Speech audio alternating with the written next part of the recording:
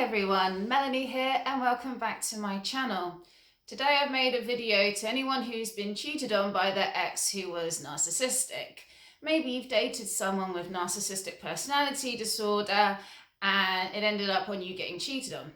So I made this video to help you understand why this happens, why this is actually very typical of someone who is pathologically narcissistic. It's bad enough to be cheated on as it is a sense of betrayal, leaving us wondering why this happened to me, feeling angry at being betrayed and anger at ourselves for severely misjudging this person. We thought this person was one way. How did we get it so wrong? You go through such a plethora of emotions, of feelings, of thinking, why did this happen to me? What did I do wrong? We question our self-worth, thinking, why did I deserve this? Why is that person so much better than me? It's a very painful time, and often we end up just attacking and blaming ourselves, and as a result it can break us as a person. It can leave us as a shell of a person, leaving us unable to trust again. It affects our work. We're not productive like we once used to be. All our thoughts seem to be preoccupied of, why did this happen? This can actually be very, very painful when you've dated someone who has NPD, someone who is very highly narcissistic, pathologically narcissistic. And it seems that the pain of cheating just seems to cut even deeper. Because when they first get involved with you, it seems like the most loving, caring, intimate, deepest relationship that you've ever wanted. You think, finally, I've met someone who I can just be myself around. They love me for who I am. I can open myself to them. I can let them see the vulnerable sides of me. And then when they betray you and just leave you, it is so painful, such a devastating blow. And I'm making this with the purpose of explaining to you what happened. If you didn't get the closure that you're looking for, if you broke up with someone who you thought was highly narcissistic and you think you've been cheated on and they just lied to you, they gaslit you maybe, or maybe they did admit it and they just found a way to make themselves the victim in it, can leave you without a proper sense of closure, especially when they've just ditched you and moved on. So getting some understanding of why this happened can be the kind of closure that you might want that you didn't get from your ex. So to start, I want to remind you of why NPD develops. It's developed as a response to severe trauma, to a very hostile childhood, a very hostile environment. And this is just one of the ways we can respond to trauma by developing a personality disorder. And the thing about narcissists is that they have a very unreliable and not at all stable sense of self-worth. Whatever the trauma was, whatever the abuse that they were experiencing, they came to develop very, very low levels of self-worth. And as such, developing a grandiose false self is a coping mechanism. It's a way to make oneself survive in the world that they deem very hostile.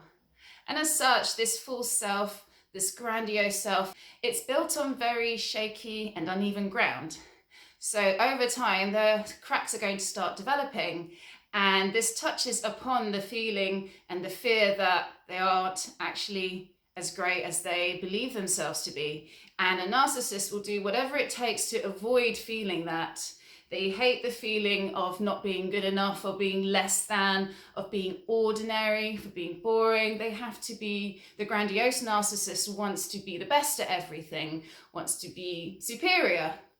In Sam Vaknin's book, Malignant Self-Love, he talks about cerebral narcissists and somatic narcissists. So a narcissist will want to seek out supply for themselves, called narcissistic supply, whenever their sense of self-worth feels threatened. So they will seek out supply to validate and confirm their superior full self, so they can feel better again. A cerebral narcissist will use his or her intellect to secure this and will see people serving as functions. And you have somatic narcissists who will use soma, the body, their sexuality, to secure the narcissistic supply. And these can be interchangeable. There are times like crises that happen in life where a cerebral narcissist will switch and will use their sexuality to gain their supply. But generally it tends to be somatic narcissists who are cheating on their partners.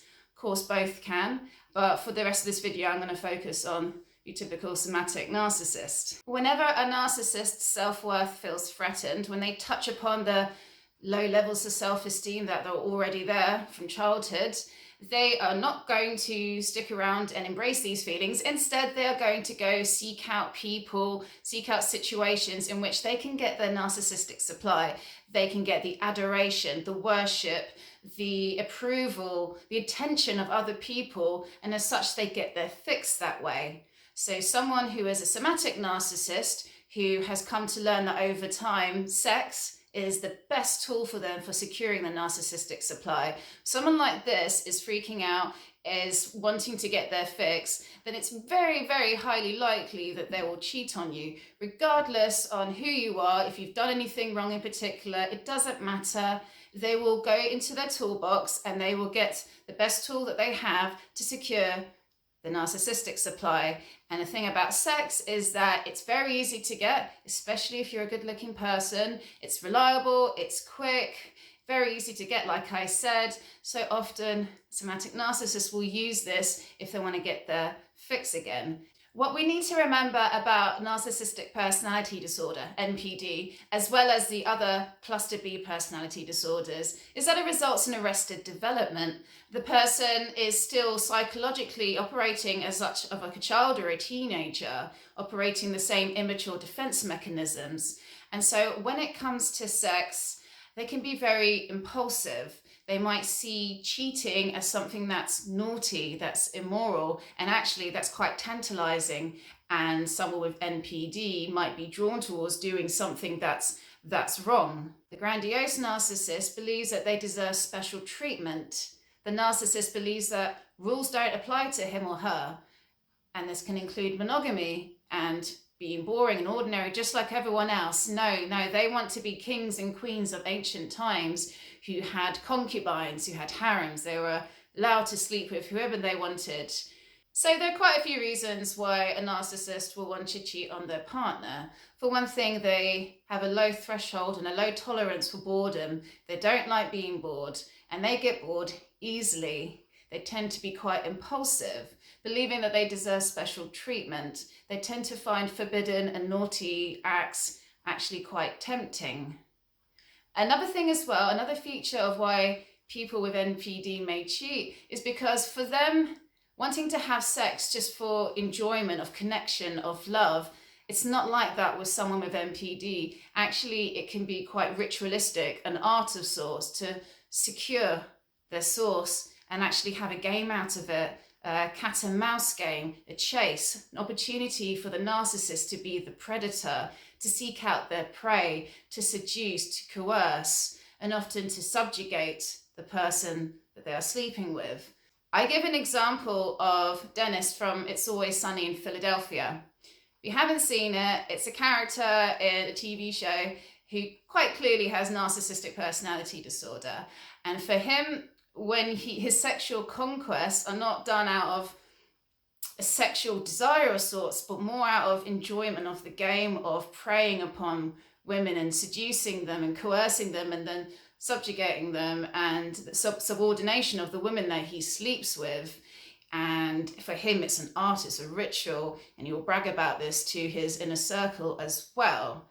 Often the worst part of dating someone who was narcissistic and they cheated on you and you bring it up, you're asking why it happened, and they just play the victim card. And it's really frustrating when a narcissist plays the victim card and will say that it's not their fault. They have an external locus of control. When it comes to things, mistakes they've made, anything that went wrong, it was never their fault. It was the result of someone else or a circumstance or a situation. It's nothing to do with them. They're not wrong for doing this. Never their fault. I made this video to assure you that if you've been in this situation, if you've dated someone who was highly narcissistic, maybe had NPD, and they cheated on you, and it's really causing you undue suffering, I made this video to help to realize that it's not personal. Please, I know it's hard to hear it, but it's really not personal. It wouldn't have mattered if you were better looking, if you're more successful, if you were thinner. if you're this or that. It's really not about you. You just served a particular purpose for a limited amount of time. It's painful to hear. It's best if you just stop following them on social media, stop stalking them, give yourself a break about beating yourself up about what happened. Please don't take it so personally. Instead, look to what could this be the greatest lesson, this particular relationship? What is the lesson that I need to learn from this? Now, if you're struggling with any of this and you need some extra help from me, send me an email, melanieprsvp@gmail.com. All right, I'm going to leave it there. Do leave me your comments and the thoughts below. If you're liking the videos, like and subscribe, please. And have a lovely evening. Bye.